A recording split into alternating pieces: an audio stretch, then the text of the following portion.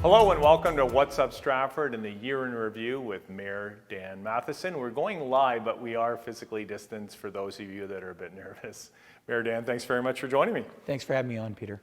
Well, COVID's been an interesting year, and certainly there's a lot of great things that came out of it. One of them has been this continued bump out with the patios.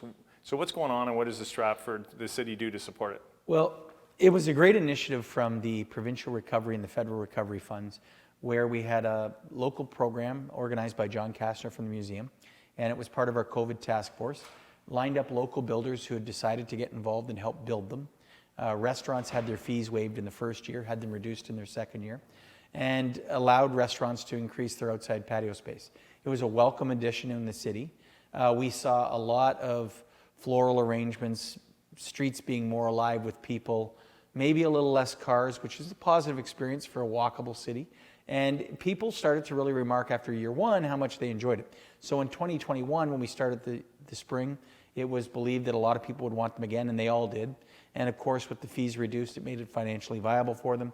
And we went through the second year. As we head towards 2022, I've got to believe that's the type of program that we're going to want to keep in our city post-COVID to, of course, bring our restaurants to the streets, make it a more livable, walkable city, and it just adds a little bit of ambiance to what is already a unique downtown core. Yeah, it's fabulous. It's very European, so it's been great. You've also done some flexibility in terms of liquor licensing for the island and I would say off patios. How does that work and the benefit of that? So one of the challenges was, of course, food and hospitality is already a tight margin. So in this case, having limited capacity indoors, or no capacity at some points indoors, and only having the patios, what we tried to do is reward restaurants that would still be open, still employing people, and allow people to either eat al fresco dining here in Market Square or somewhere in the park or on the island. The liquor laws being relaxed in the province of Ontario allowed us to say that if you purchase liquor from a downtown location, or any restaurant for that matter in the community, and you have the receipt with you, and you're eating in one of those public spaces, then you're permitted to do so. And what that did is all of a sudden people said, well, let's go have a picnic downtown. And they'd pick up their dinner from one of the restaurants downtown, maybe a bottle of wine from that restaurant or a couple of beers, and then they would go sit on a patio.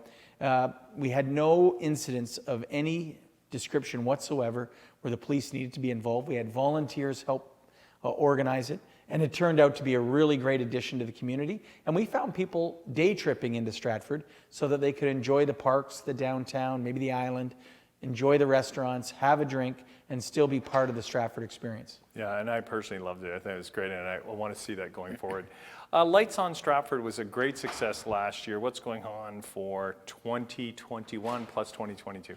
So, you know, Zach Gribble and the group over at Tourism Stratford have done a great job of organizing Lights On. And last year it was an opportunity for us to bring people downtown, get outside, where they were encouraging us, if you're going to socialize, do it outside, and give people something to look forward to. And it was a real positive addition.